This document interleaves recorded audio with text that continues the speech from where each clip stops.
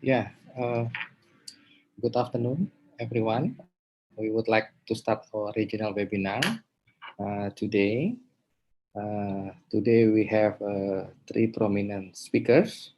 The first one is Ambassador Ina Hanining Tias Krishnamurti.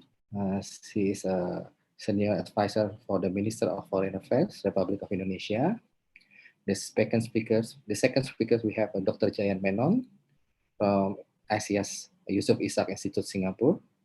The third speaker is Dr. Daniel Ruiz de Garibay from Asia Pacific University of Technology and Innovation, Kuala Lumpur, Malaysia.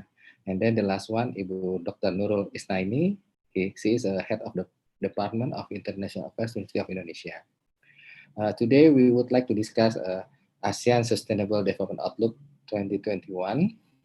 What are the challenges and the way forward? The discussion is very timely because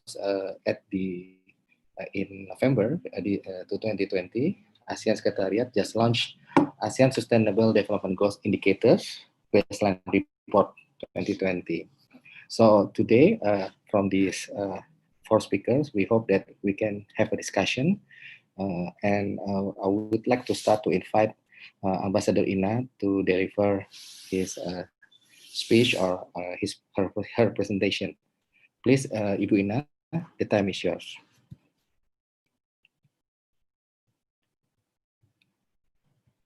Thank you, Pak Arisman, for the opportunity and kind invitation from CSEAS for this very important, timely webinar. I think the report of ASEAN Secretariat also came very timely because it was launched during our effort in coping with the crisis because of the pandemic. But let me start my presentation, my first page of presentation. Can someone share it? Yeah.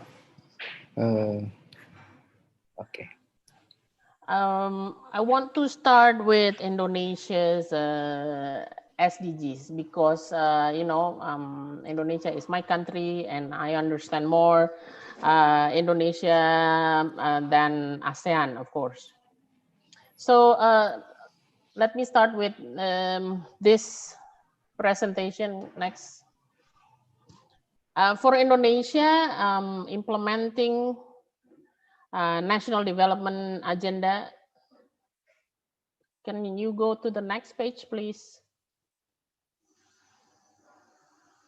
For Indonesia, implementing National Development Agenda is implementing SDGs. So SDGs are institutionalized from the highest level at national level and until the subnational entities. Because we are an archipelagic states and we have a very autonomous regions, being institutionalized is easier for the capital, for national entities dealing with SDGs to coordinate and collaborate with the subnational entities. And most importantly, SDGs in Indonesia are integrated in national and subnational planning policies. It is very important because then we will have the resources needed to support the implementation and achievement of SDGs. Next page, please. This is actually how to best describe the machinery of SDGs according to Bappenas, because then from here we will know that every machine in the planning, in the budgeting, in the implementing of our development policies incorporated to the SDGs. So this is quite a lesson that we learn from the MDGs actually, where previously the MDGs was not incorporated in the development planning and budgeting. It becomes more difficult for us in particular in the monitoring and data related issues. Next. This is our effort in mainstreaming the SDGs into National Development Agenda. Even we already established a draft of the RPJMN, we call it, until 2024. But I don't know with the pandemic whether we need to kind of adjust or perhaps refine this to better equip or relevant with the crisis that is posed by the pandemic. Next.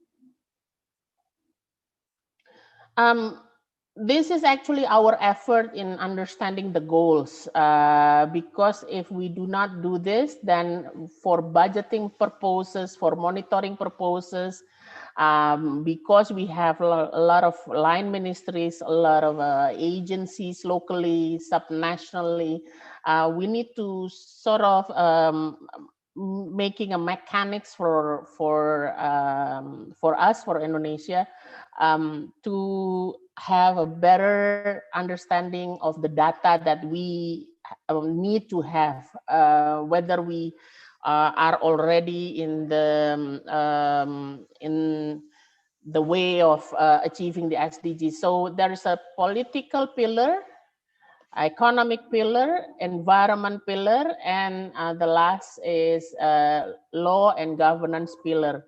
For us, the goal 16, which is law and governance pillar, is also an enabler pillar for all pillars. Next. Indonesia is also two timers in the voluntary national review established by the UN. As we all know, VNR is a mechanism to review implementation globally, and it is country-led. It is intended to sharing best practices as well as learning the lessons of individual countries. And at the same time, this is Professor Bambang Brojonegoro. Every time when we presented our VNR, Pak Bambang always say that this is also our ways and means to present accountability to the citizens where we are in terms of the implementation and the achievement of SDGs. In 2016, only 22 countries gave their VNR, but in 2019, it's already 51 countries gave their VNR. Unfortunately, in 2020, because of the pandemic, the VNR presentation is postponed, hopefully by next year. Next.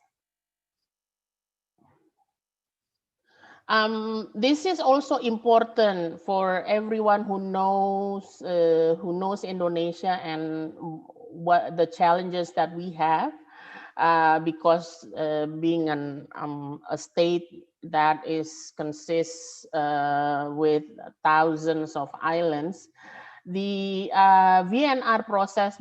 That is why Pak Bambang always said this is also accountability, because we need kind of to have consultations and monitoring by all stakeholders.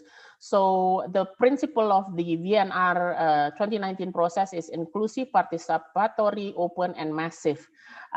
We have online consultation and offline consultation. This is also very important because the offline consultation will give opportunity for state and non-state actors to exchange networking and establish better understanding on what or where we are now in terms of SDGs. Next.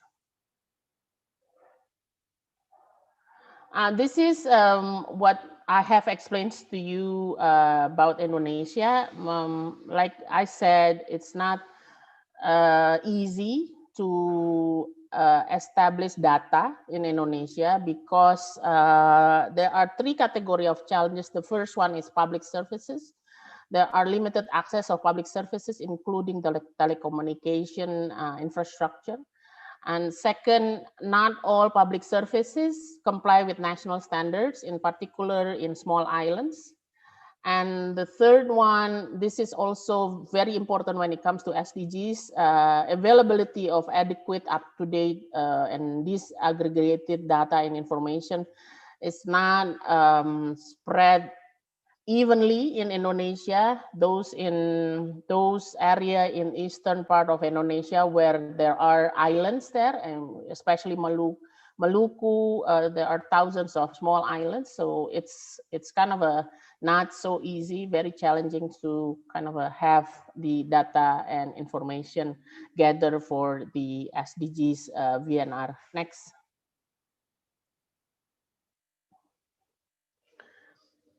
This is also, again, very important for Indonesia, that is very democratic and uphold inclusivity in all process of the government procurement. We have established collaboration and cooperation with multi stakeholders. We divided into 4. The philanthropy and business, and also universities, the SDG that have SDG Center, the parliament, as well as the audit institution. Next.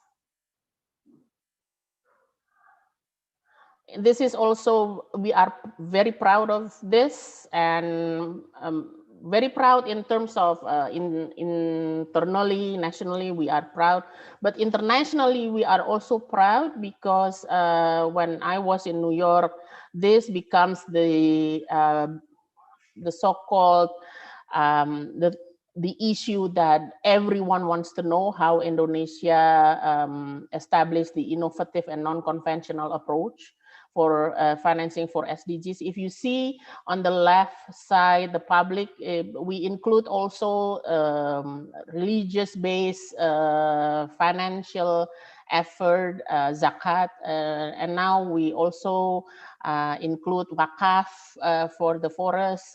So a lot of things that we give the social culture based flavor into the financing for SDGs, and we are proud of this, not only nationally but also internationally. So that is why we have the SDG Indonesia 1, which is the blended finance for the SDGs. Next. Just go through very fast here. So Pak Arisman already mentioned about the ASEAN SDG indicators baseline report in 2020. I just want to just draw your attention on the right hand side of the presentation, which shows that the homework of ASEAN are still many and much. On all goals are still not there yet. The number of indicators also, this is for the data is for 2015, and so the assumption is the 2030 is the assumption, the so-called finish line, but we are still far away from the finish line. So a lot of homework for ASEAN to reach the vision that we want as to the SDGs. Next.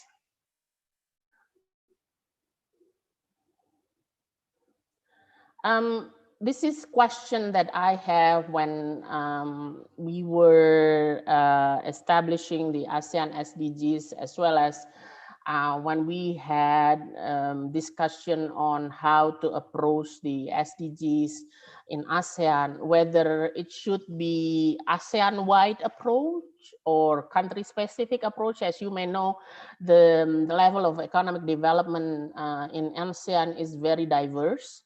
The GDP per capita ranging from lower middle income developing economy to advanced economy. Plus the needs and also the capacities to establish policy and implement the policy are also, the gap are still very wide. So perhaps in the future, we as ASEAN need to think about how to approach SDG as a ASEAN-wide approach, because the needs of each individual ASEAN country are different. Next. This is because we are in the pandemic period. I just want to highlight that there are significant challenges when we talk about health and education. The gaps are still very wide. For the median ASEAN country, mortality for children under the age of 5 is 24.5 per 1,000 live births, already below the global SDGs. And health outcomes are poorer for lower middle income ASEAN countries. So this becomes one of the biggest homework for ASEAN if we want to achieve SDGs in time. Next.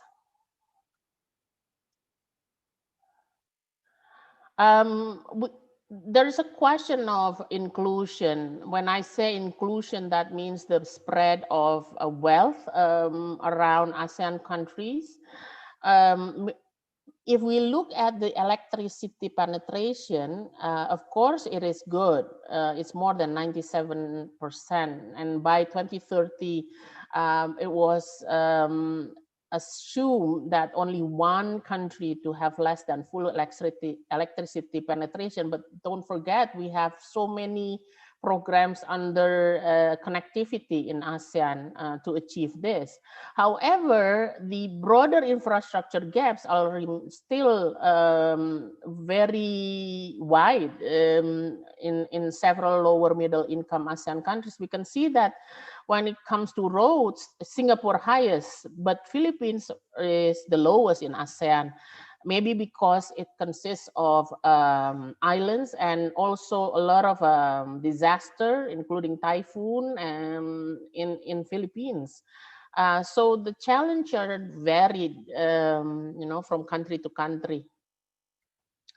On the big size of this chart is on energy. So this is about the gas, coal, and whatnot. So basically, the energy issue, that is why I highlight the electricity, 97% now. By 2030, only one. Basically, on electricity, because we have the connectivity projects all across ASEAN, it becomes easier to achieve the things that we want to achieve because we have this plan. But again, the plan is not based on the need of individual country, because it answers with the investment. It answers with the need of other countries. So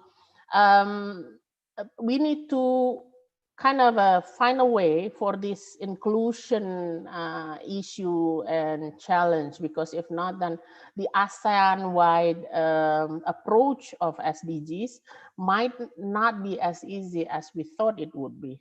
Next.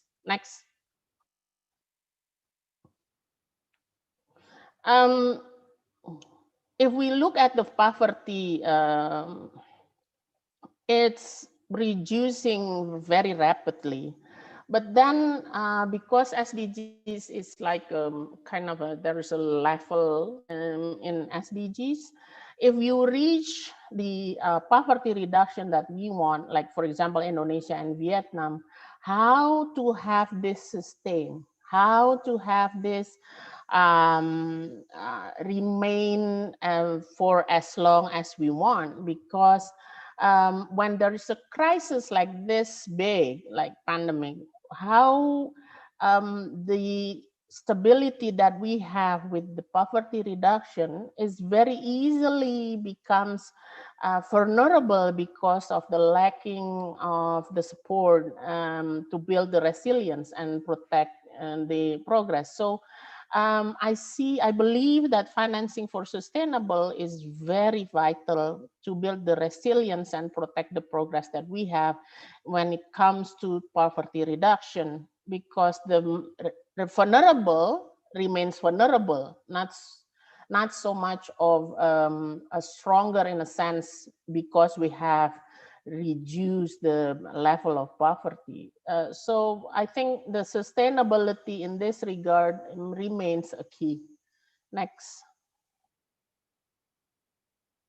So when it comes to COVID, we talk about something else. The UN said that COVID-19 is not only a health crisis, it is a threat towards people's survival, livelihood, and dignity. I think we have to start from there when it comes to SDGs and COVID. We have to say that COVID will be a threat to our effort to achieve SDGs, not only in ASEAN, Asia Pacific, even globally, it is a threat to achieve SDGs. Next.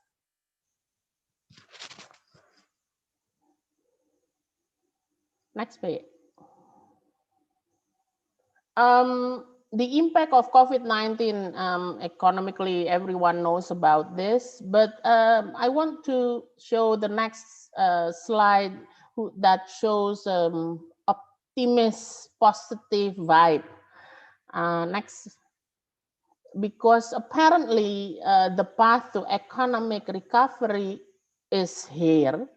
But how, like I said in the previous slide, how to maintain or even increase this path, to strengthen to advance this path of economic recovery? Because if you see ASEAN in September 2020, the number of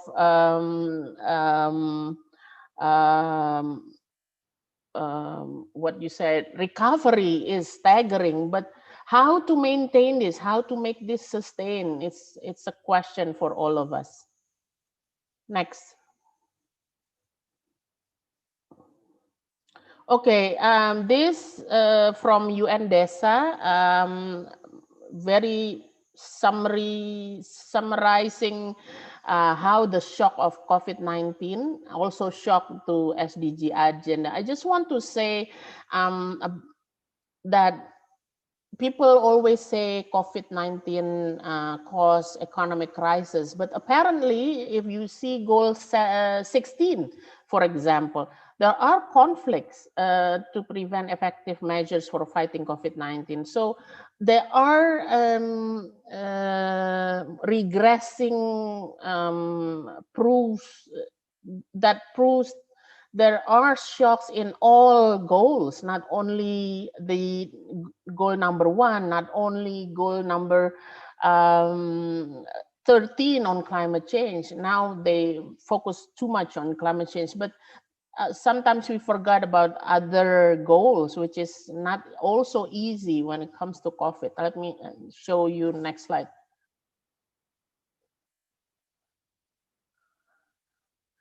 So this is only 5 examples. People may think that washing our hands can help us, cope with COVID. But how about regions or countries that do not have enough water to wash the hands?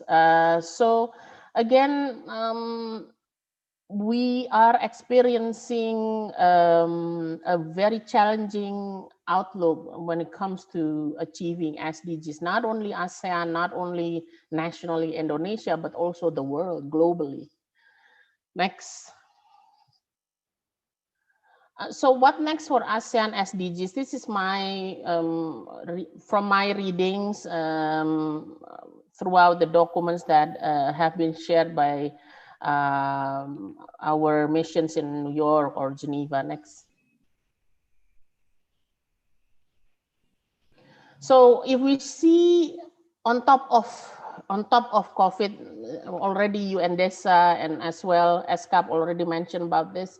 so many challenges in the global dynamics that also becomes the result of disruption in our effort in achieving and implementing SDGs. So I just want to say that these challenges are not vacuum. Like for example, the trade war, if we say between two countries, they are not, because then they will have this impact on the disruption of GVC. And then when we say demographic challenges, then where the young becomes a lot in southern part of the world and become older on the northern part of the world. So demographic challenges also becomes problems for the climate change, for example. So these issues are not vacuum in itself. It is interrelated, interconnected, and we have to bear in mind that we are not alone in this regard. Next. I think this is my take, my personal take. At least two current challenges at national level. First, sustaining monitoring system. The capacity and capability of our system in gathering data, be it regional, national, subnational, are core in data collection, coordination, reporting, validation of the statistic. However, because of COVID, the business process for data gathering are changed.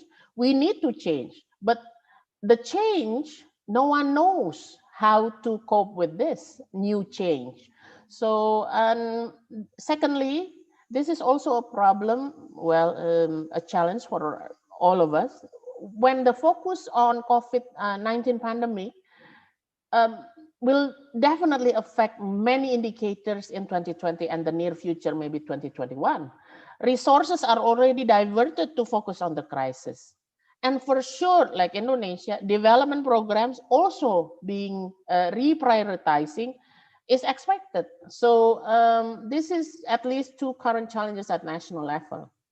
Next. The way forward of Indonesia, but this one it's not the only for sure. This one is what I want to highlight again, not because the other ones are less important, but this one is, I think, the most important. First, it's inclusivity. Inclusivity needs connectivity. Connectivity means added economic values and employment creation. So the number one is interrelated. Number two, the human capital. The human capital relates to education and health. So this is also important. Perhaps the SDGs that we want to focus on is on the indicators that support this.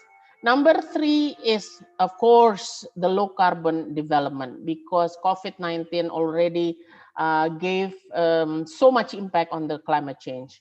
And number four, this is very important, and that is why our Ministry of Foreign Affairs has this in +1 policy, our policy. It is to have a bureaucracy reforms, because the more accountable, the more transparent governance, it is needed. Now we always work at home majority of our time. So that is why the information technology becomes more significant. And of course, this is the most important enabler: ensure adequate funds to achieve SDGs through new and innovative financing mechanism, especially when there is a crisis as big as now. Next. So I see that pandemic do not respect borders, and regional cooperation is key. No country, no matter how strong or powerful, can address the global challenge by itself. This pandemic has exposed the limit on what each country can do. And Indonesia always chooses cooperation over competition, dialogue over rivalry, win-win cooperation over zero-sum games. So I think international cooperation is desperately needed in a crisis situation like today. So that is why I want to end my presentation by quoting the President of the Republic of Indonesia during the UNGA 75th session. He said that collective global leadership has to be strengthened. The world needs the spirit of collaboration, a stronger global leadership to create a better world. Thank you so much, Pak Arisman. Thank you so much, CSEAS. Yeah, thank you, Ibu Ina. We need global collaboration in this condition. Okay, we would like to move to next speaker, Dr. Jayan Menon. Please, the time is yours. Thank you very much, Pak Arisman, and thank you also to CSEAS for having me here today, and to all participants on YouTube. I enjoyed very much listening to Ibu Ina present that fantastic tour de force of what was going on in Indonesia with respect to the SDGs, as well as saying a lot about how it links in with the I'm just trying to get my share my screen right now, how it links in with the COVID pandemic that we are facing at the moment. So I think you should be able to see my screen. Right. Okay. So let me just maximize this first of all. Sorry.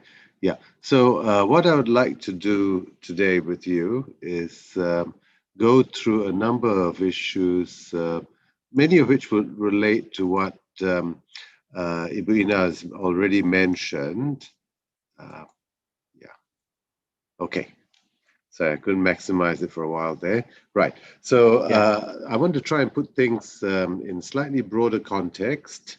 And give you a quick overview of what's happening with COVID in ASEAN at the moment, and say a little bit about the economic impacts of COVID. And I think this is important because for realizing the SDGs, we really need to return to some kind of new normal as quickly as possible. Without returning to economic growth again, it is going to be very difficult to get close to those targets.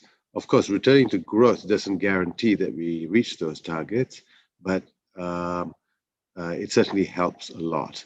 And economic downturns and the slump that we are going through now will further delay our capacity to get towards those goals. So it's very important how we recover from here.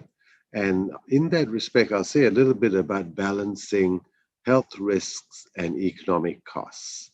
Then I'll go and talk about those targets. I think Ibu Ina has already referred to a lot of these, so I can do this quite quickly. But I want to focus mostly on the poverty and inequality related SDGs. And then I want to finish off by looking at how we go forward.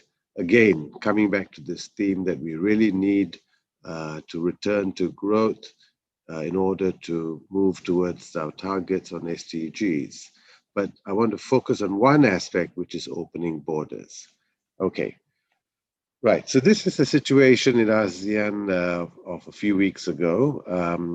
Things are changing all the time, but I think we can see that there are three groups of countries in ASEAN as far as managing the pandemic is concerned. So we have countries like Indonesia and Philippines that are still struggling to contain community spread of the virus. These are still the two worst hit countries, and infection rates spike regularly. but it's not uncommon to find at least 1,000 new cases every day, and they also have the highest mortality rates. Then second, countries facing a new wave of infection.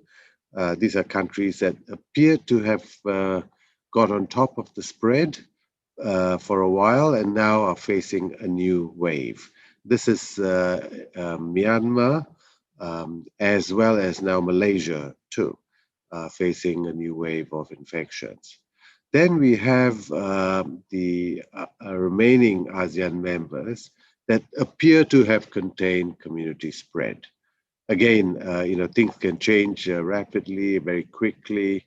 Cambodia has had, for the first time, some community transmissions the last few days, but things appear to be relatively under control in the remaining countries, so Brunei, Cambodia, Laos, Singapore, Thailand, and Vietnam. Right. So that's the situation in terms of COVID. Now, what do the international organization think in terms of the impact on economic growth this year and next year? These are the estimates from the IMF and the ADB. And you can see that, well, starting with the IMF, the ADB is usually a little bit less pessimistic than the IMF, but the IMF sees world economy or world output contracting by 4.4% this year.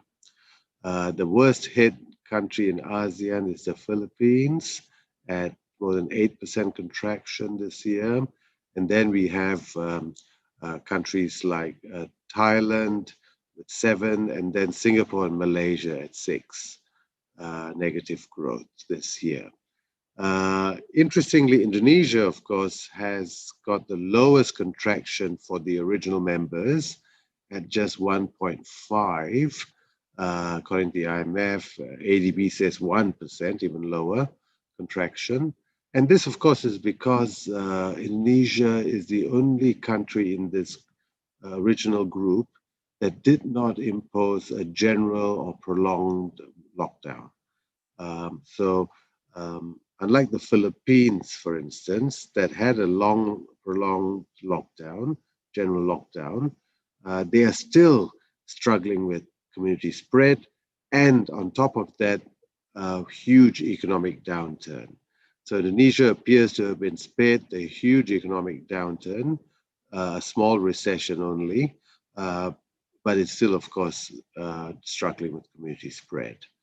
All the other countries that have had lockdowns are facing quite significant downturns. And then you've got some countries like Vietnam that had a lockdown, but it was short and very early, and they control community spread, and they are actually seen to be growing at 1.6% this year, no recession. And of course, they've benefited also from the indirectly from the US-China trade war, which has seen a lot of foreign investment come into the country.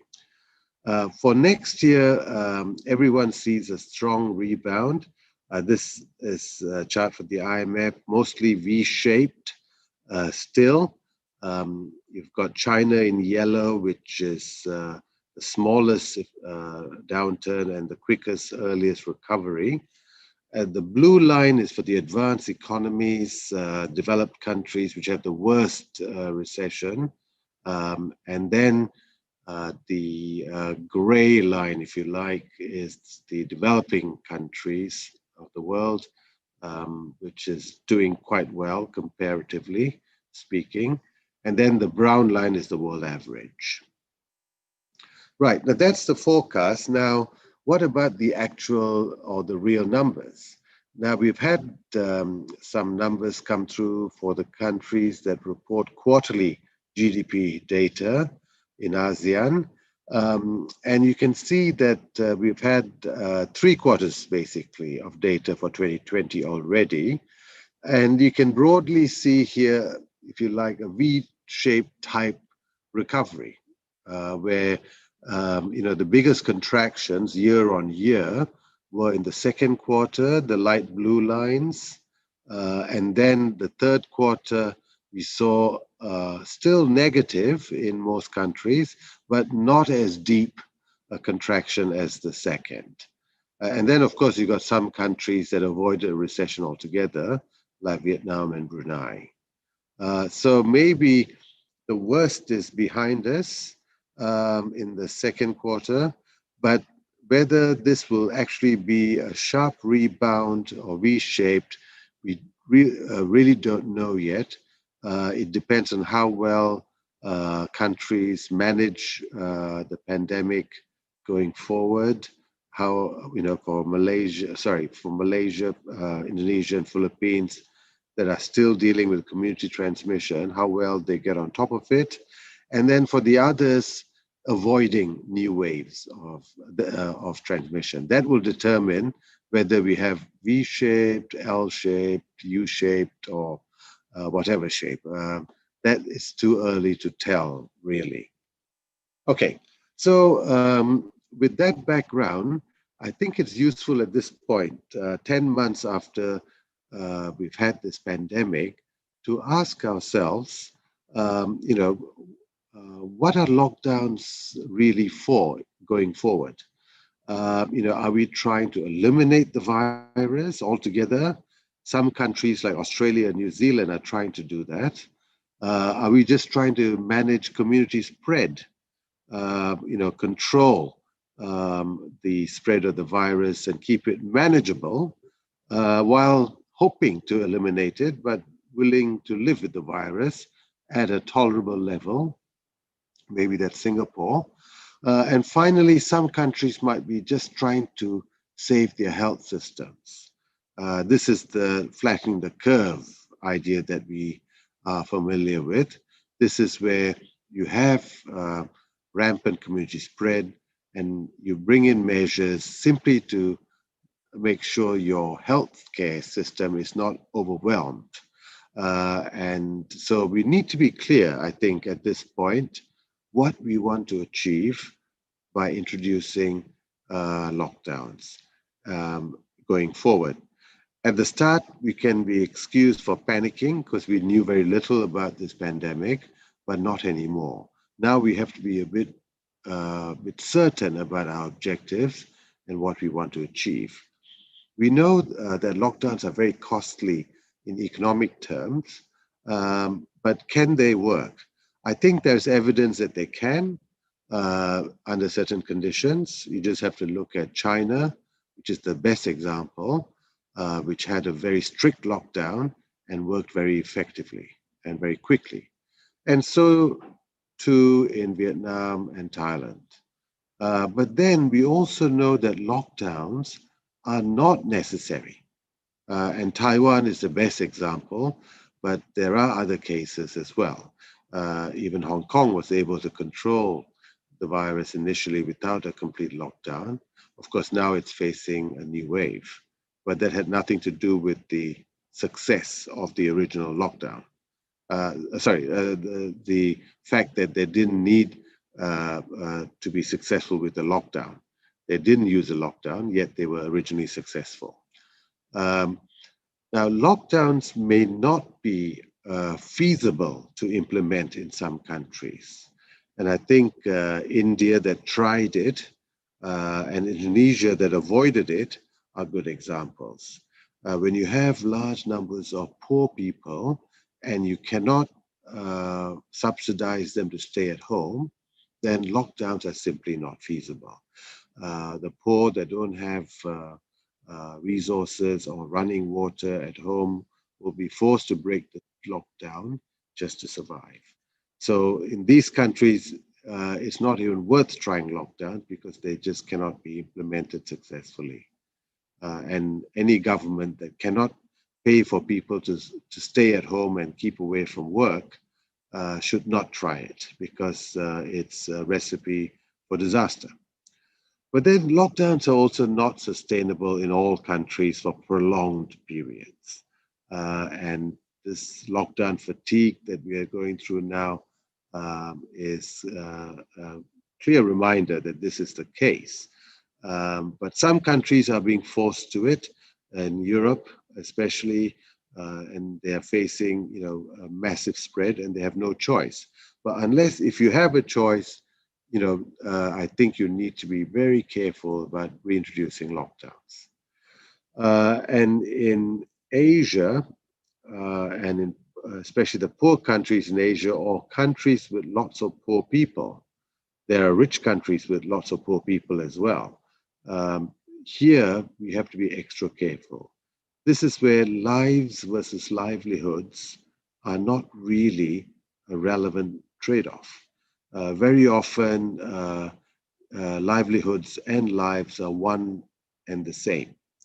You cannot continue living if you're deprived of livelihood without a social safety net.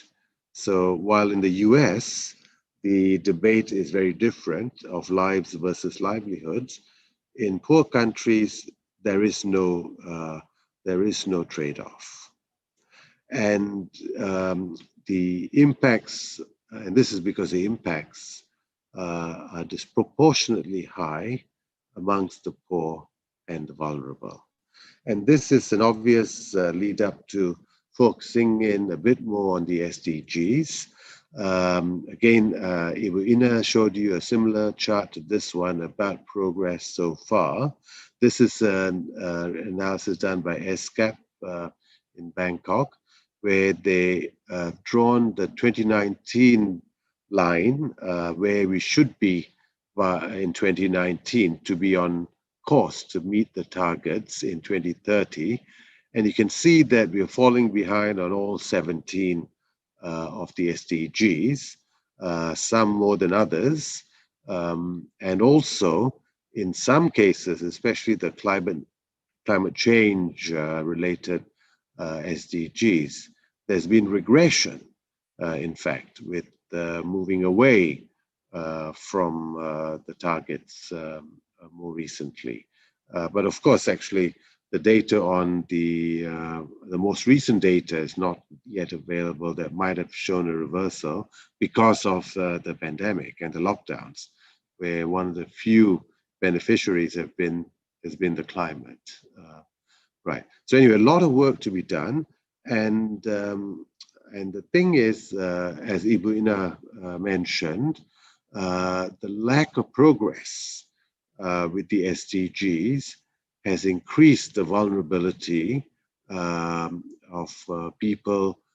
poor people and people in poor countries, and the poor in poor countries especially, to the effects of COVID-19. So had we made better progress in the SDGs leading up to this pandemic, we would have been in a better position to deal with it and deal with its effects. But unfortunately, we have not. And worse still, this pandemic will further slow the progress in achieving the SDG targets. We will be moving or rolling back some of the achievements because of the pandemic.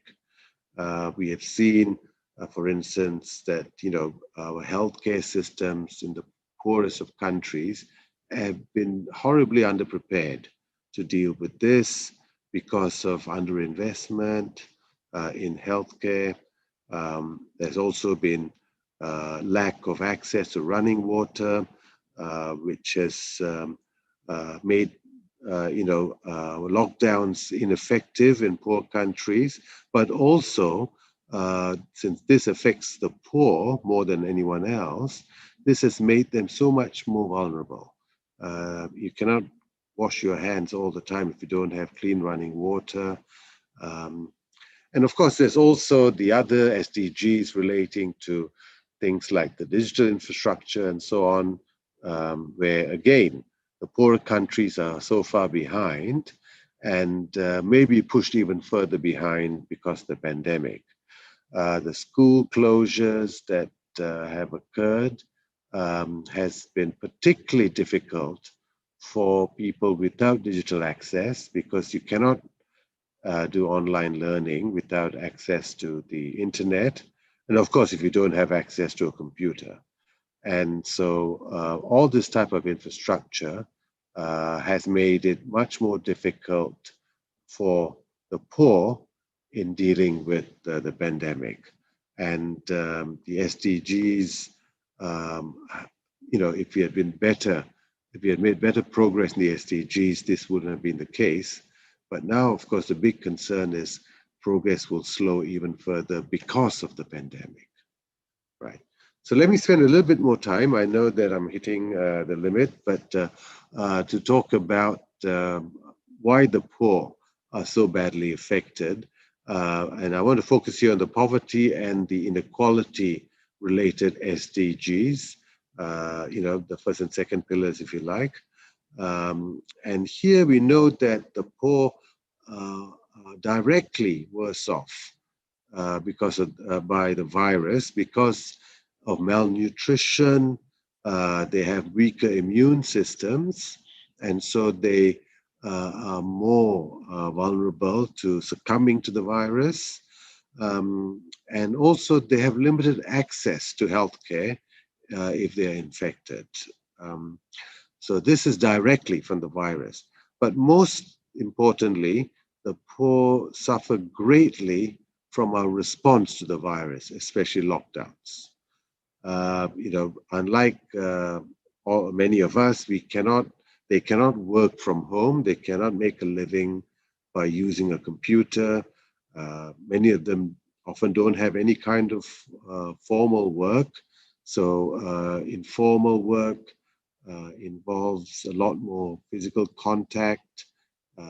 And also, a lot of the informal workers were the first to lose their jobs when the downturn occurred. And also, we know that in poor countries, social safety nets are very limited. They don't exist in the best of times, and certainly now, in the worst of times, they're not available to the poor.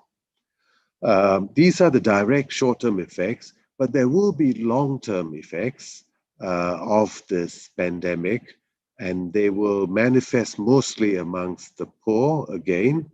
As Ibu Ina showed us in Indonesia as well, this pandemic threatens to reverse decades of progress that we've made in reversing poverty for so many. Not only will that happen, or is already happening, the recovery that we hope will happen next year may not equally benefit the poor as well. So they may not share equally in the ensuing recovery. So the net result is you have a large number of poor left behind in the aftermath of this pandemic. And the lack of access to online learning and education in general will perpetuate poverty in a intergenerational cycle. So a future generation will be more prone to continue in poverty because of the lack of access to education, because of this pandemic. And so all of this will result in ever-growing inequality within and between countries. And this is what we fear.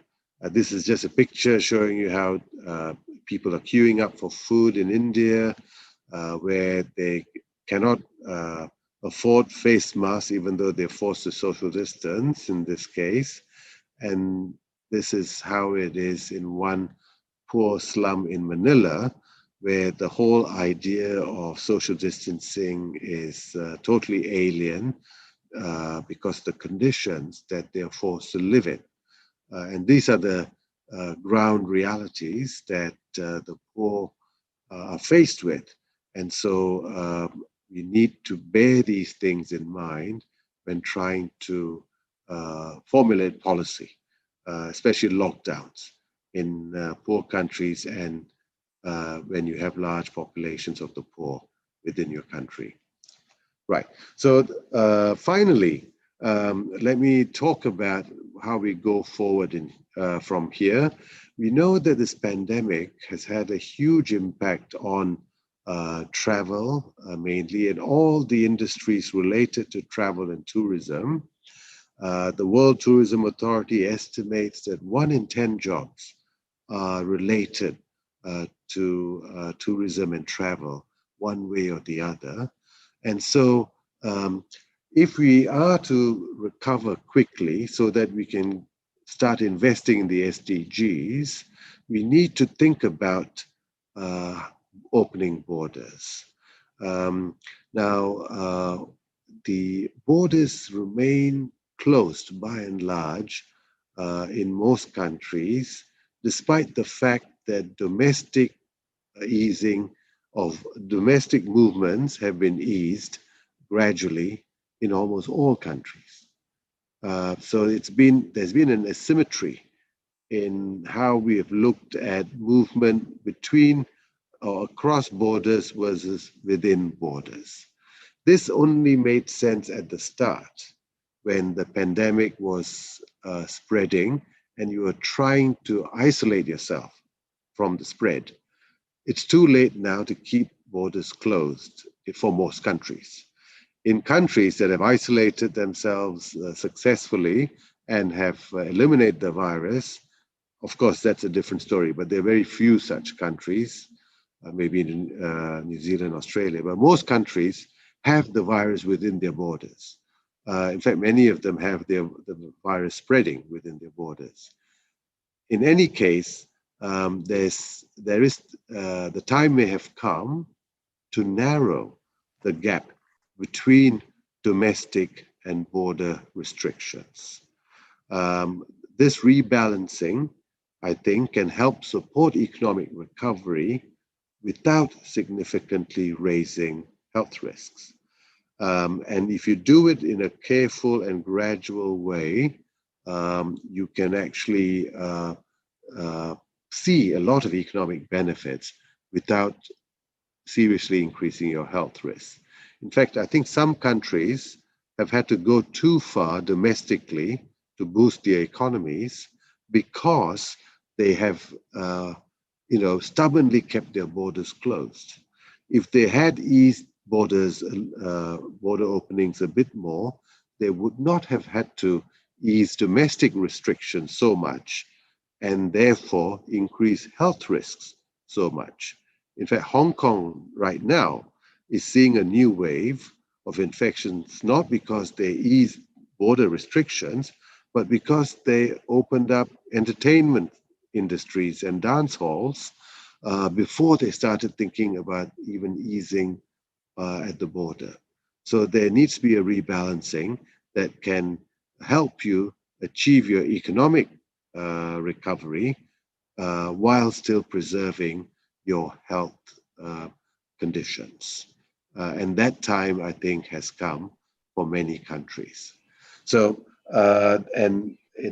this recovery is critical, I think, if we are to try and get back on track towards realizing the SDG targets. So that's the link that I want to draw back to the SDGs.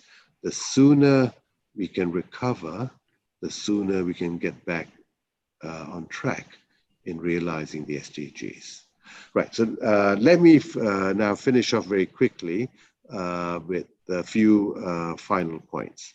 I think now even the WHO has admitted that lockdowns serve mainly to make the poor even poorer.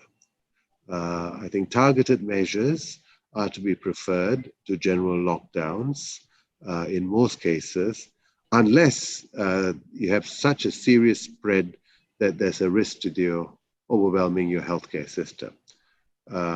This is the only time you should consider a general lockdown again, I think. Now, the balance between health risks and economic factors is very different in poor countries compared to rich countries, or in countries where there are large numbers of poor people. We can't have a golden rule or one size fits all approach. when it comes to dealing with this pandemic. In fact, the whole life versus livelihoods trade-off is a false choice if you're poor. It's hard to be alive if you've lost your livelihood if you're very poor. And now, if you look at where we are with the vaccine on the horizon, we have to also ask whether the poor will have equal and fair and timely access to this vaccine when they are one of the vulnerable groups that are succumbing to this virus more easily than others. And we only have to look at how the experience with other viruses to be concerned about this issue of equity with the vaccine. For instance, TB, as we know, has a cure, and it's had one for a long time, but it still kills more people in India today than COVID does. And COVID is spreading like wildfire in India at the moment. And finally, I think this vaccine will take a long time before enough people are vaccinated. So turning vaccines into vaccinations is a prolonged process, especially in poor countries. And then we also have other uncertainties, like, for instance, whether the vaccine will prevent only the disease, but not the spread of the infection. So if you're vaccinated and it stops you from getting the disease, you may still be infectious and able to spread the infection, in which case borders will not open even for people that are vaccinated or open without quarantine. And so we cannot wait for the vaccine before we open borders. We need to look at that very soon because to get back on track with economic recovery and the SDGs, we need to move more quickly rather than hoping that the vaccine will be the salvation going forward. The timing is very unpredictable and the costs are very real, are very immediate. So I think we need to think sensibly about opening borders so that we can deal with, so we can help recovery to deal with the slippage in the SDGs. So I think with that, let me stop there and apologize for going slightly over time, but let me turn this back to you, Pak Arisman. Thank you for your attention. Yeah, thank you, Dr. Jayan Menon. Now we move to Dr. Daniel Rus. Please, Daniel, the time is yours. Daniel. Hello. Yeah. Okay. Hello, yes, everyone. Please. Thank you very much, Pak Arisman, for the invitation. And thank you for everyone who is following us in YouTube. And also thanks a lot to my co-panelists for the very informative sessions that preceded me. My aim in my presentation is to give a little bit of a more general vision on how are we doing with sustainable development in ASEAN. Right, I give a bit of an assessment of the situation in general. So unlike the particular times that we are living now, if we were focusing on the situation before the crisis, we could see that, for example, according to the SDG progress report that it was done by the UNESCOP, on nearly a quarter of the SDGs in which we have indicators, Asia Pacific as a region, which is not necessarily ASEAN, a little bit further, but they were on track.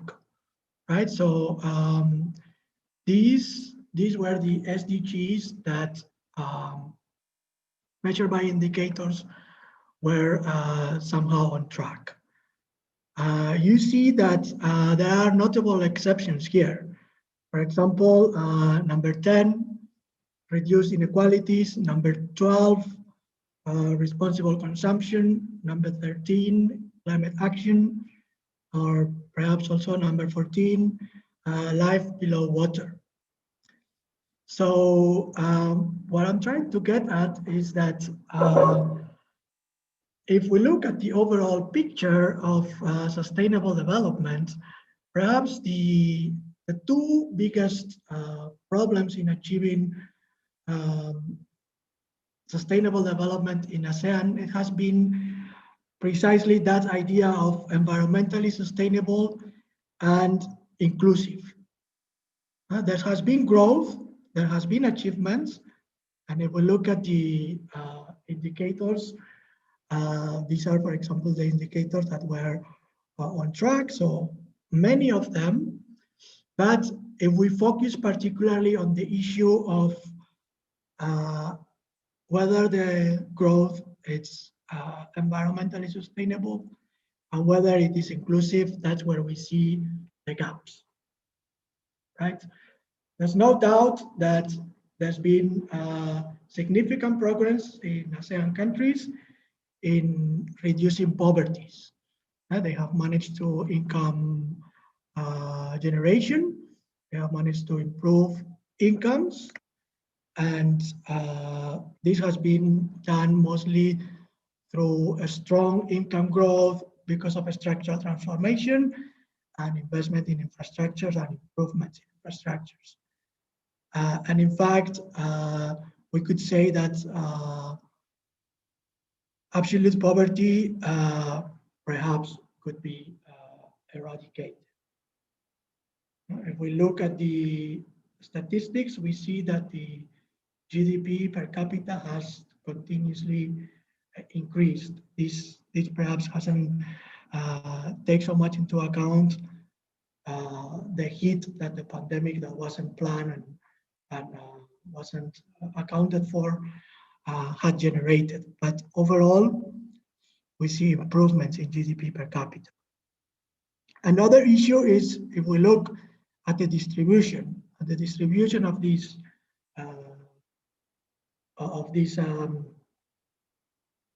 income. That's another issue. But if we look in general at the reduction pre-pandemic on the percentage of people living below the poverty lines, then we see improvements.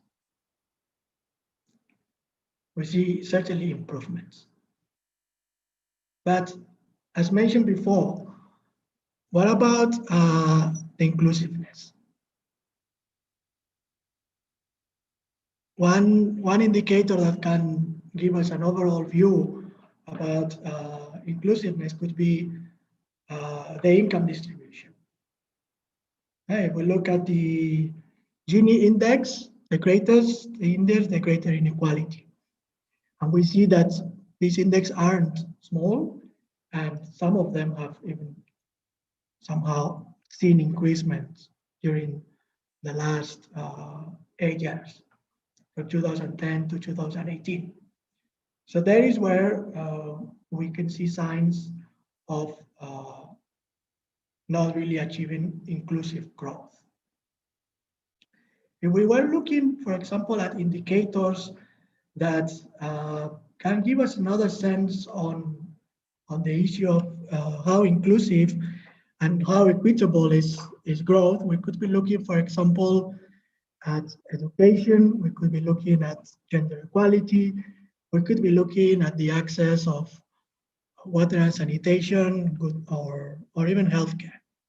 I just want to present some data here.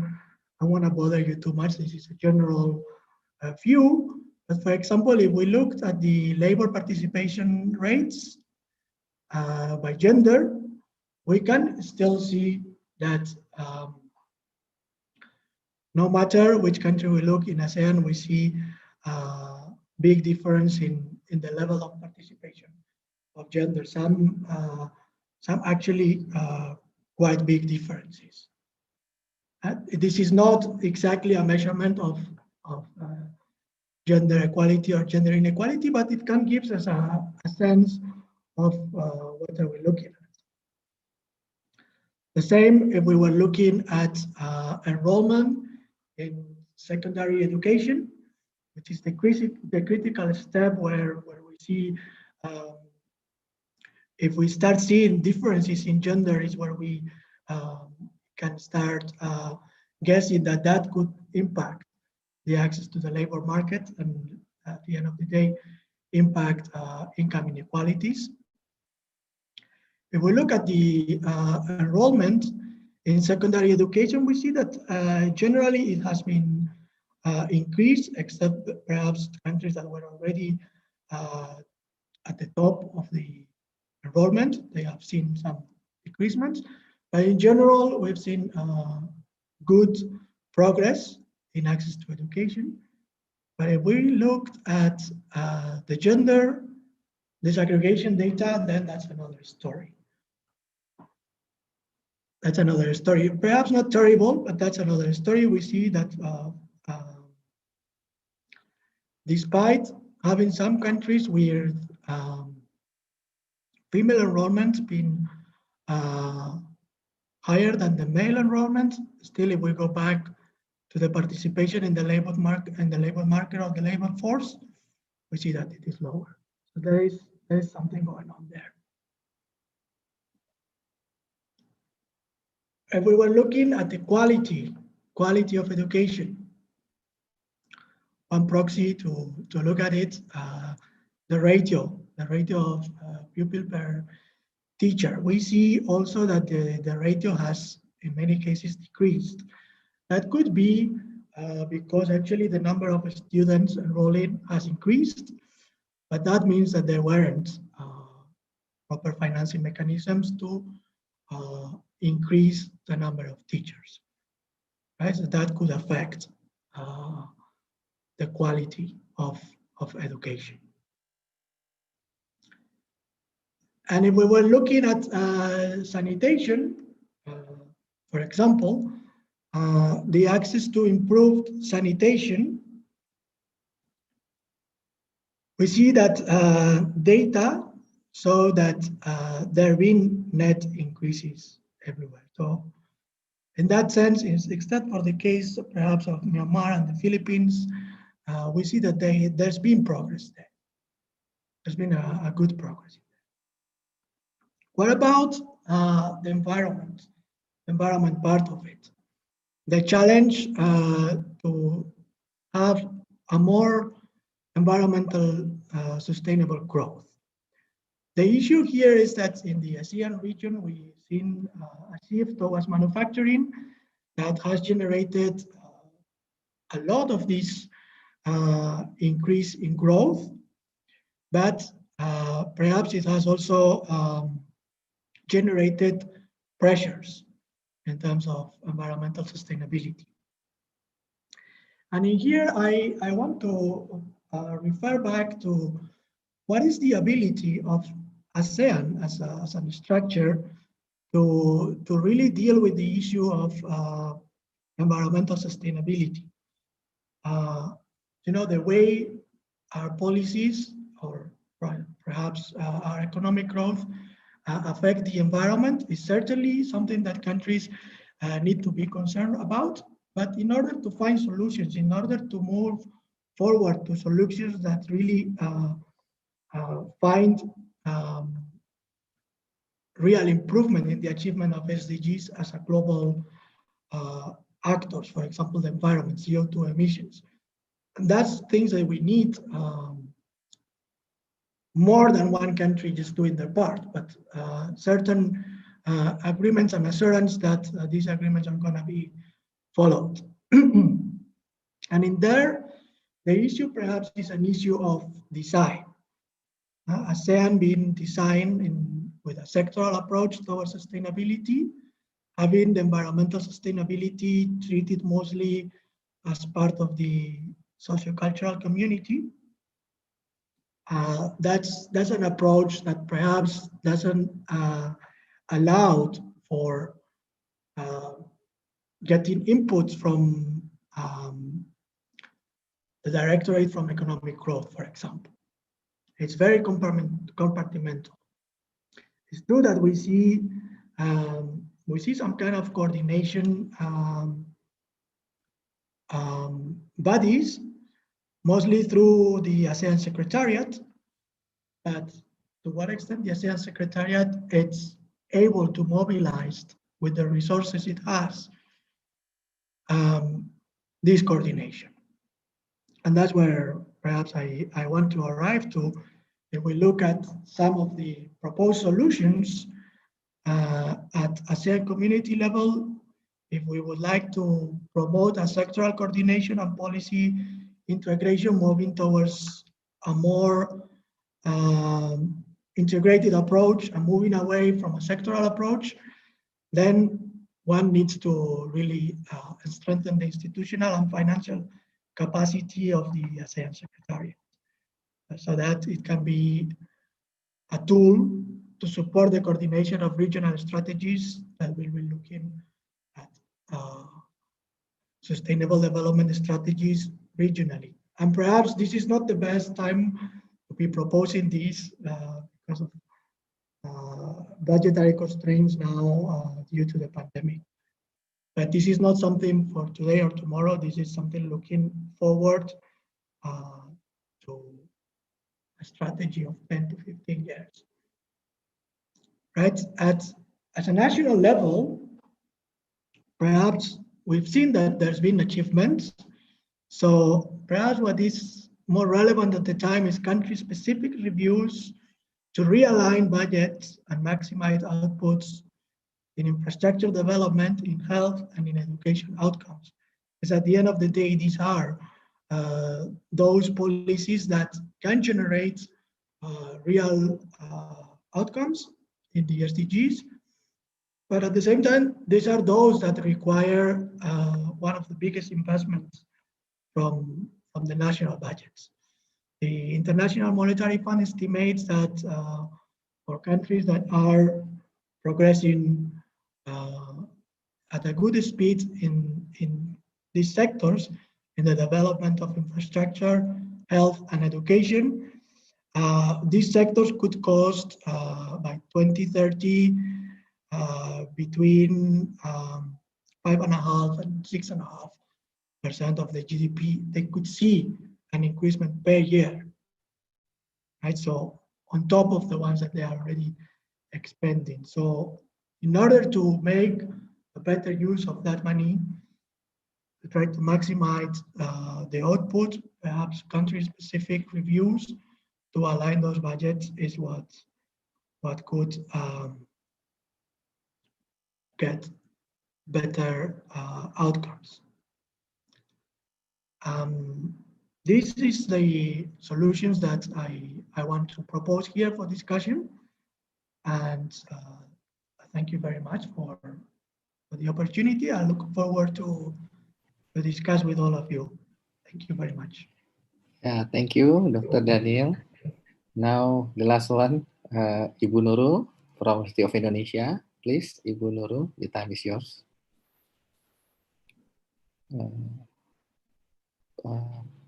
Please unmute yourself.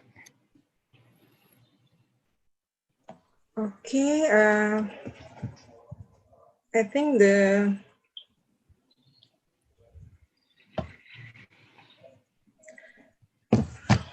slides. You want us to organize the slide? Okay. Yeah, I asked in previous. Yes, yeah. Ani, can you share the PowerPoint? Yeah.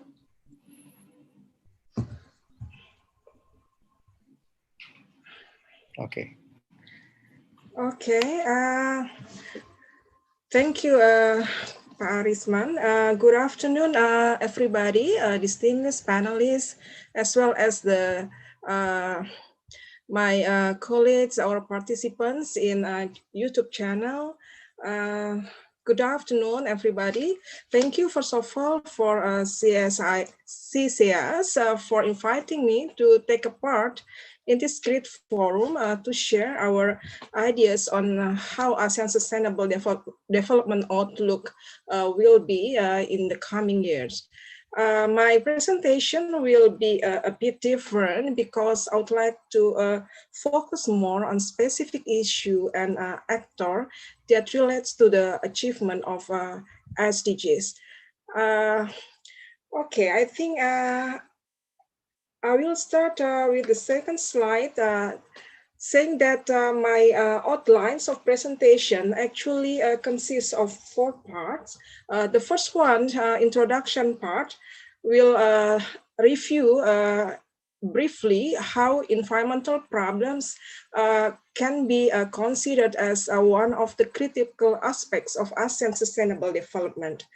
And the second part of my presentation will be focusing to explain more on sustainable cities and how local government in special cities or municipalities can play key roles in supporting the achievement of SDGs as a whole.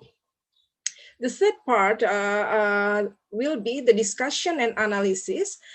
Here, I would like to discuss more why cities is important in ASEAN and how sustainable cities also important in supporting the achievement of SDGs. And finally, in the last part, I will present my conclusion and some recommendation. I think the next slides will tell us how major environmental problems in ASEAN can be. Next slide, please. Can be the major agenda to be paid more attention. Here we have at least 6 major environmental problems to be highlighted because they have brought some impacts to developmental process in ASEAN. Of course, they possibly have critical linkage one to another. Okay, I think we will start from the issue of deforestation. As you see in the slides, we have a serious problem of deforestation in these regions, not just because of levels of destructions, but of course because of its high impacts on the global climate change conditions. Actually, ASEAN have many kinds of tropical forests, not only including tropical peatlands and mangrove forests. What's important to be paid attention here is the causes that make deforestation in ASEAN are still a bigger problem. First is, of course, agricultural activities, especially palm oil industries, agriculture, and then the second one, forest fires, and then the third one is logging for settlement or industries. Okay, the next slides. The second one is marine pollution. This is a portrait in how marine pollution in ASEAN have been generated. Well, actually, problem of waste management system and governance in many cities in ASEAN have resulted in the problem of freshwater resources in this region. As well as it has causes what we call now as marine pollution. Here we can see that actually the plastic pollution can be transported by 10 major rivers in ASEAN member countries, and it contributes to the condition of marine pollution in the region. Population growth, urbanization, climate change, rapid economic development, and domestic industrial agriculture waste have been identified as major causes of marine pollution in ASEAN. Next, please. Here is another problem of environmental degradation in ASEAN, which is considered also very important. That is loss of biodiversity. The problem is highly connected actually to deforestation issue in ASEAN. It is projected that deforestation in this region could lead to over 40% of the region's loss of diversity, by loss of biodiversity. So yeah, we can see here in the slides the data that shows how Southeast Asian endangered species have been undergoing. And then next, please. This is another major environmental problem that have been making serious challenges for policymakers in many cities, in not only in ASEAN, in fact, but also around the world. As we know that Indonesia has been accused as the second big polluters for the world marine pollution. But actually not only Indonesia. Here in the slide, we can see that actually there are other 4 ASEAN member countries that have been in the list.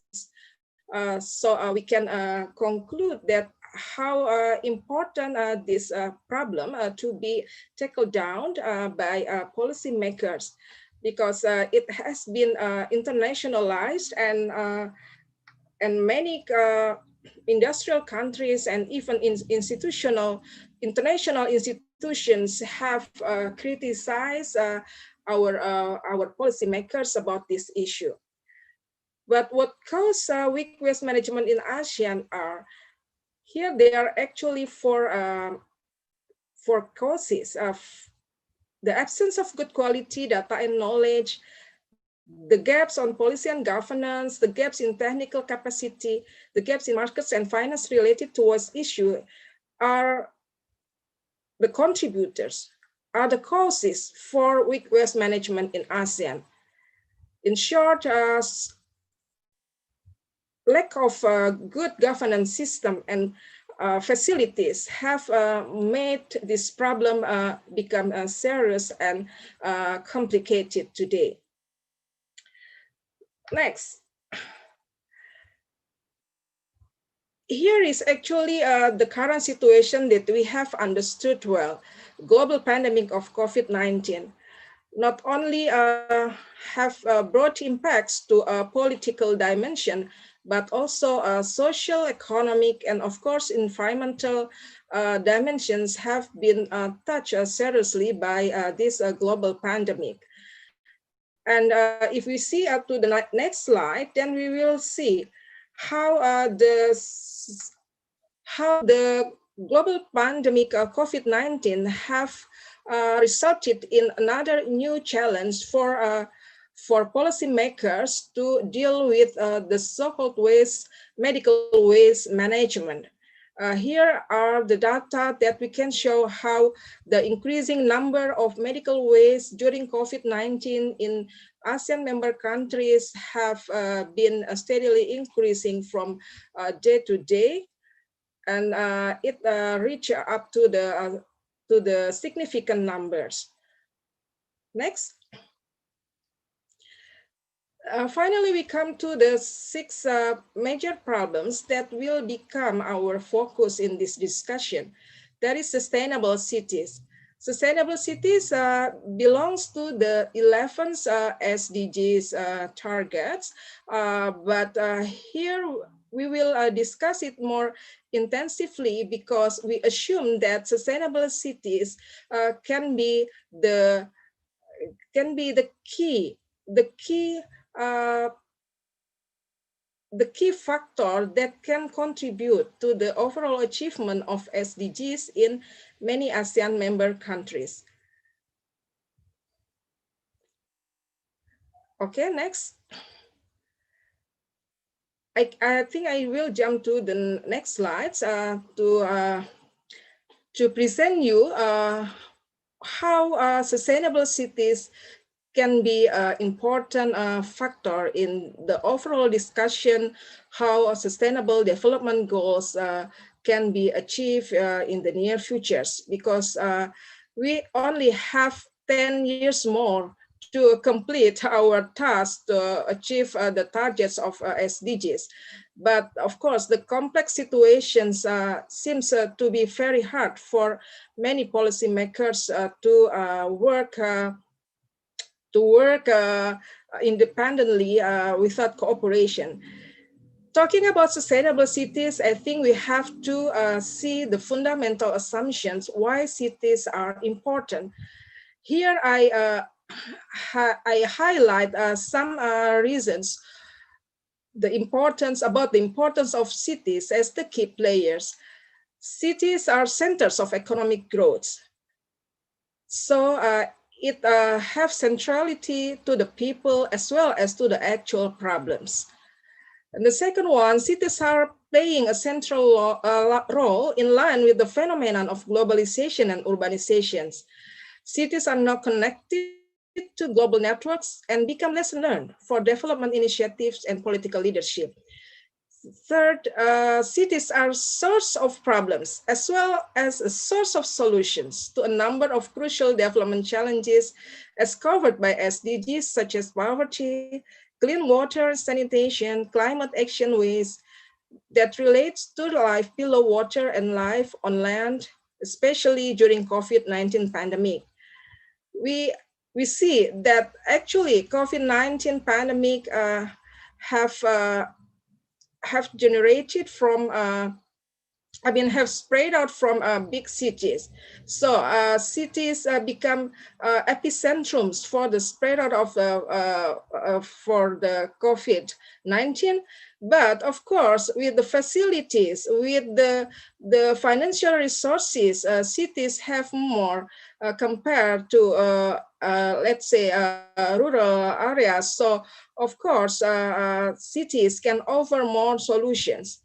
But of course, there are some requirements how cities can bring effective solutions to the problems of COVID-19 pandemic and overall the problems of environmental related developmental problems. Then the total number of cities actually are much bigger than the number of states themselves, both at global and regional levels. In this slide, then we can see actually sustainable cities have been identified as one of the 7 strategic priorities for the ASEAN cooperation on environment, which has been stated clearly in the ASEAN Social and Cultural Community Blueprint 2025. Next. Then we will discuss more. Next, please.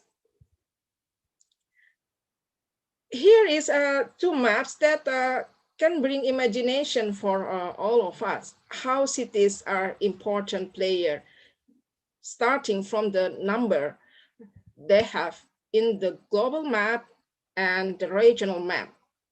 Of course, if we see Indonesian national context, Indonesia have about 500 cities, which have untapped potential resources. So, so it will be very important to see how cities will be playing significantly to deal with growing urban developmental problems. Declaration of 2030 have stated clearly the importance of thinking about the strategic role of cities to manage various developmental problems, ranging from waste management, clean water access, and other environmental related developmental problems in urban areas, so that the final objective of the SDGs, that is the quality of life of people, can be achieved. This is a global agreement that we have to see in order to have some kinds of sensitivity about the urgency of urban problem right now. Next.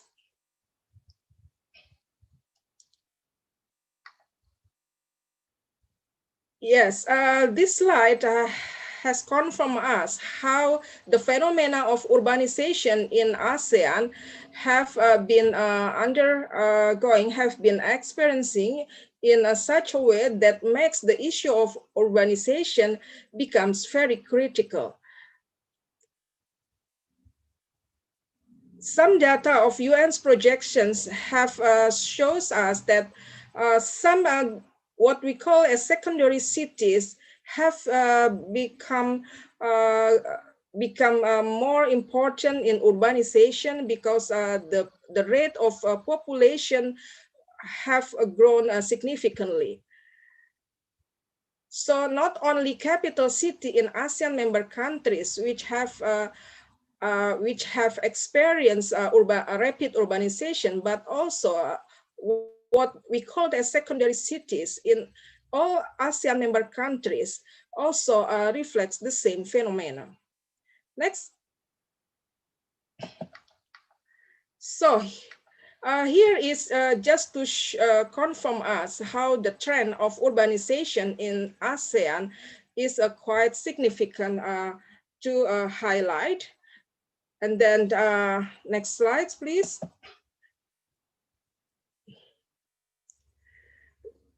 Then we now should pay to 2 points why urbanization strategy is needed in the context of right now when we talk about how to accelerate the achievement of SDGs. First is, of course, because rapid urbanization is now a global phenomenon, and the importance of the interrelated problems resulted from this phenomenon have been recognized by many policymakers in various public sectors nationally and internationally.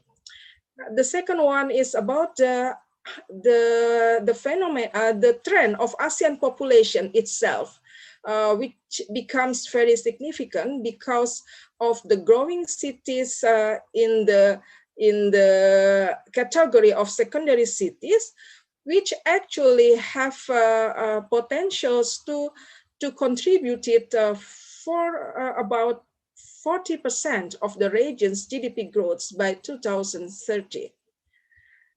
And certainly these two trends have brought some implications to the increasing complex problems of urbanization in terms of public infrastructure, and then social and environmental policies that can be fit to the dynamics of people in urban areas. Next. Yes, this is just an illustration how actually we can see that not only capital city in ASEAN member countries that have been facing rapid urbanization, but also the so-called secondary cities in all ASEAN member countries. And we assume that cities have actually have key aspects that can be potential to be the contributing factor for giving a contribution to the SDGs achievement. Next. Yeah, I think I have to highlight why secondary cities are important, because they provide many strategic urban functions. That's why the phenomenon of growing secondary cities in ASEAN are significant phenomena. not only play in terms of regional market, but also becomes the service center, tourist center, and a regional communication as well as communication hub. Next. So these are the problems in which secondary cities have contributed, not just their potentials for economic growth, but also they have contributed to the worsening environmental problems in many cities in ASEAN member countries, starting from environmental pollution up to urban violence. What is important to highlight is if we touch to the problems of secondary cities and cities in general in this region, that it means we can also give a positive contribution to the achievement of other SDGs target, because actually environmental have been mentioned, have been related to other SDGs targets. Not just sustainable cities themselves, but also some other SDGs targets like climate action, life below the water, and then sustainable production and consumption, and many other SDGs goals. I identified there are at least eight SDGs targets that touch to the environmental problems. That's why I'll focus my presentation on this aspect. Next. Yeah, I think this illustration can bring us some imaginations how two conflicting features of problem of urbanizations have been the pressures for policymakers in these ASEAN member countries. Not just the light sides, but also the dark sides. The challenge is how to manage these conflicting pressures in such a way that can be under control, so that the final objective of SDGs achievement can be pursued. Then the next. Yeah, these are some current and future ASEAN urbanization that I think will be the agenda, not just today but also in the coming years, because it has highly related to other important sectors such as agricultural, and then infrastructures, and then about fossil fuels energy, and then about how waste management controls and other major environmental problems in ASEAN in general.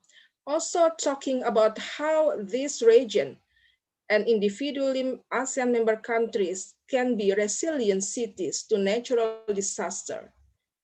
Okay, next. Yeah, again, I would like to provide some sorry. UN. Yeah. Ibu Ina, you have another 2 minutes.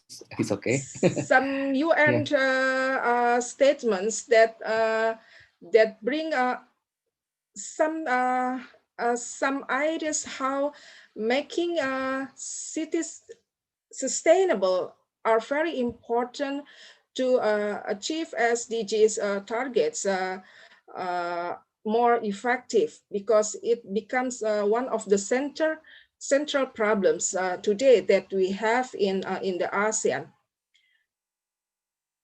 Okay, next.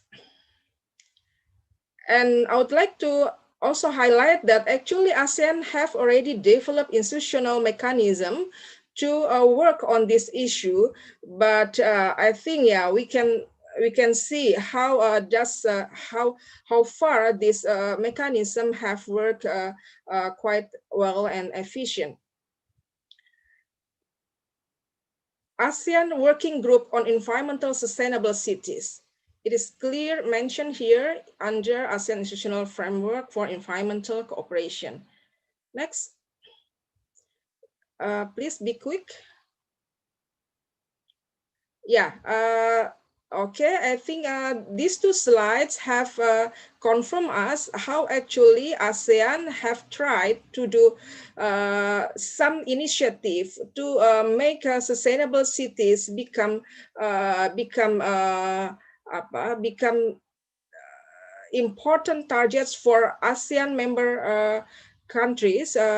But you know, to some extent, so far we see that ASEAN, since its establishment in 1985, have relied on national government to tackle down all the various problems they have from time to time. Still, you know, it's still. I mean, the initiative to engage more local governments, in especial cities government, to be key player in supporting us ASEAN regional agenda, especially that relates to the achievement of SDGs, are still questionable, and maybe we can say that still inefficient. Next, please. Yeah. Okay, before the previous slide, please. Yeah, this is just to inform you that there are some official documents that have confirmed us that how actually on papers ASEAN are serious enough, but in implementation now we can I think we can discuss more about it. Okay, next slide. I think we can near to the final of this presentation. Yeah, what we want to propose is ASEAN should think more seriously in how to develop the so-called green investment in this in their cities, because they have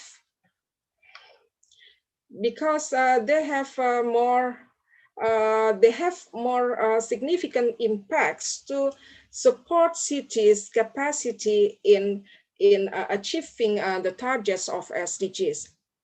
And finally, we would like to talk, because I'm from international relations, how important that is the issue, how important the cities in these regions to be engaged in regional and global networks. Singapore has initiative to establish and develop the so-called ASEAN Smart Cities Network. I think this idea should be more inclusive in the context of the achievement of sustainable development goals, because it has provided more opportunities for secondary cities in this region to be developed by getting involved with their counterparts across the countries, by which they can get external resources, they can get more knowledge and sharing best practices that finally in turn they can have more capacity in doing their local developmental process. Next. Yeah. Please. Next slide. Finally, I would like to highlight this is good news right now for our country. How two our majors in Jakarta and in Surabaya have been get more opportunities to play as a global leader in managing cities problems, so that they can achieve the status of sustainable cities in the future. The governor of Jakarta just have been appointed as the steering committee of C40s, a global network of cities that can be a good platform for cities in ASEAN member countries and Indonesia in especial to get more international exposure that bring beneficials for their local developments. Also, at the regional levels, there are what we call is transnational municipalities network established by United Cities UCLG, United Cities and Local Governments Asia Pacific, for the forum that which is called as ASEAN Mayors Forum. This is a platform at the regional level in which local leaders can have more opportunities to develop their institutional capacity building. Which is very important to support the achievement of SDGs in this region and for their own countries. Okay, finally, I jump into the conclusion. I come into the conclusion that actually there are, we can say that first, among other targets, please jump Next into, slide. Next slide. So that there are 3 points to be my conclusion. First is sustainable cities has shown its urgency and significance to be the top priority in achieving ASEAN Sustainable Development Goals for the coming years, since its centrality as the development agenda in the context of the complex challenges of rapid urbanization and global pandemic COVID-19. Besides, it has a high relevance to other achievements of SDGs targets, such as climate action, access to clean water, life below water, and live on land, as well as partnership. Second one, ASEAN in fact has developed institutional frameworks and guidelines to facilitate accelerated changes in city sustainable development as part of strategy to meet the vision of ASEAN community, especially under the pillar of ASEAN socio-cultural community. However, the mindset of elitism in dealing with various agenda and the existence of regional norms of ASEAN way have hindered the achievement of sustainable cities targets so far. 3, strong and visionary local cities leadership are the key factor to lead the achievement of sustainable cities targets, and therefore should be encouraged to actualize their potentials and supported to develop their capacity in engaging in transnational networks at both regional and global levels. There should be a healthy and constructive political relationship between cities government and central governments to cope with various current and future challenges and do better ways forward. So for recommendation, I think I would say that ASEAN should have a focus in achieving the SDGs targets 11 annually and develop concerted efforts for the highly relevant programs because of the limits of financial resources, while there is an increasing complex burden of socio-economic conditions resulted from the outbreaks of global COVID-19. ASEAN also should strengthen the existing platforms that have facilitated regional interactions among cities governments, such as ASEAN Smart Cities Network and ASEAN Mayors Forum, and give necessary supports or capacity building for the pursuit of its relevant strategic goals of SDGs. I think that's all. Thank you very much for the opportunity and listening to my presentation. Thank you. Yeah, thank you, Ibu Nurul. Yeah. Actually, we already ran out of the schedule. I would like to take the question from the participant. Actually, it's only one question for each speaker. I would like to combine from the 2 questions, become 1 question. So the question is, this is to all of the speakers. We have a same opportunity to answer this question. The question is from Balakrishnan. Whom do you feel should take the leadership for coordinating the implementation and monitoring of ASEAN SDGs? should a separate regulatory body set up to help achieve the goals? Because like Indonesia, if I'm not mistaken, is under Bappenas, National Development Agency. So, and then the second question is, to what extent has ASEAN platform has been used to engage the private and commercial sectors in addressing externalities such as environmental pollution? I would like to start, give opportunity to Ambassador Ina. Please, Ambassador Ina, the time is yours.